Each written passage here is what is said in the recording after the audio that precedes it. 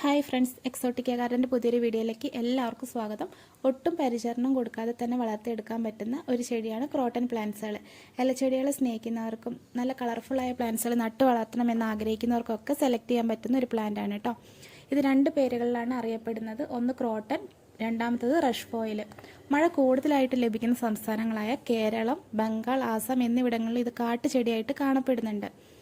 അതുപോലെ തന്നെ ഇവിടെ വയനാട്ടിലത്തെ കാര്യം പറയുകയാണെങ്കിൽ വേലിക്കരികിലും അതുപോലെ തന്നെ റോഡ് സൈഡിലൊക്കെ ഇതിൻ്റെ പല വെറൈറ്റീസ് കണ്ടുവരുന്നുണ്ട് കേട്ടോ. നമ്മുടെ ഇവിടെ അതത്ര പ്രാധാന്യം അറിയിക്കുന്ന ഒരു പ്ലാന്റ് അല്ല. വിദേശ രാജ്യങ്ങളിൽ നല്ല ഡിമാൻഡുള്ളൊരു പ്ലാന്റാണ്.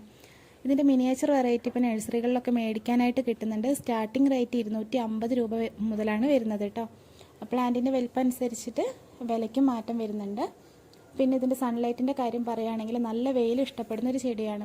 വെയിലത്ത് നടുകയാണെങ്കിൽ മാത്രമേ ഈ ലീഫിന് ഇത്ര കളറ് കിട്ടുള്ളൂ. മറിച്ച് നമ്മൾ ഷെയ്ഡിലാണ് നട്ട് വയ്ക്കുന്നതെങ്കിൽ ലീഫിന് ഗ്രീൻ കളറായിരിക്കും കേട്ടോ. നമ്മുടെ വീടിൻ്റെ മുറ്റം നല്ല കളർഫുള്ളായി കാണണമെന്ന് ആഗ്രഹിക്കുന്നവർക്ക് ധൈര്യമായിട്ട് നട്ട് വളർത്താൻ പറ്റുന്നൊരു ചെടിയാണ്. പിന്നെ ഇതിൻ്റെ ഒരു പ്രത്യേകത, ഇതുവരെ അങ്ങനെ രോഗങ്ങളൊന്നും കണ്ടു വന്നിട്ടില്ല കേട്ടോ. പിന്നെ 2 ദിവസം കൂടുമ്പോഴൊക്കെ നനച്ച് കൊടുത്താൽ മതി. ദിവസം നനയ്ക്കണം എന്നൊന്നും ഇല്ല കേട്ടോ. പിന്നെ വളത്തിൻ്റെ കാര്യം പറയുകയാണെങ്കിൽ ചോട ഇളക്കി കൊടുത്തിട്ട് ചാണകപ്പൊടി ഇട്ട് കൊടുത്താൽ മതി. മറ്റു വളങ്ങളൊന്നും കൊടുത്തില്ലെങ്കിലും ഈ ഒരു പ്ലാന്റിന് അങ്ങനെ പ്രശ്നം വരുന്നില്ല. പ്രൊപ്പഗേഷൻ എന്ന് പറയുന്നത് കട്ടിങ്സ് എടുത്തിട്ടാണ് പുതിയ പ്ലാന്റ്സുകൾ നമ്മൾ പ്രൊപ്പഗേറ്റ് ചെയ്തെടുക്കുന്നത്.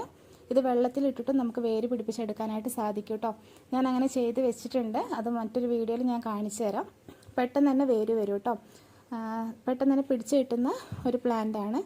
പിന്നെ പറയാനുള്ളത്, ഇത് നിലത്തും നടാം, അതുപോലെ തന്നെ ചട്ടിയിലും നടാം. ചട്ടിയിൽ നടുമ്പോൾ നമ്മളിത് പ്രൂൺ ചെയ്ത് കൊടുക്കുകയാണെങ്കിൽ നല്ല ബുഷിയായിട്ട് തന്നെ പ്ലാന്റ്സുകൾ നിൽക്കും. നല്ല ഭംഗിയാണ് കാണാനായിട്ട്. പിന്നെ ഈ പ്ലാന്റിനെ കുറിച്ച് പറയാനായിട്ട് ഇത്രയൊക്കെ തന്നെയുള്ളൂ. ഞാൻ പറഞ്ഞല്ലോ മുന്നേ, ഒട്ടും കെയർ വേണ്ടാത്ത ഒരു ചെടിയാണ് കേട്ടോ. നല്ലൊരു വീഡിയോ ആയിട്ട് കാണാം. ബൈ.